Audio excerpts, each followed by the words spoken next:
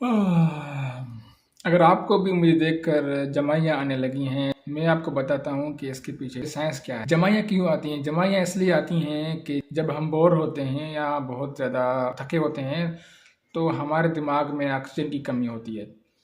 तो इस ऑक्सीजन की कमी को पूरा करने के लिए हमारा दिमाग ये एक्शंस हमसे करवाता है, हम जमाइयाँ लेने शुरू हो जाते हैं।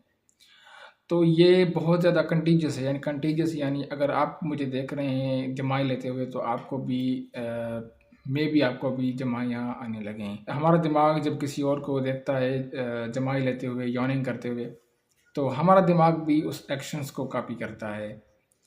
तो फॉलो करें।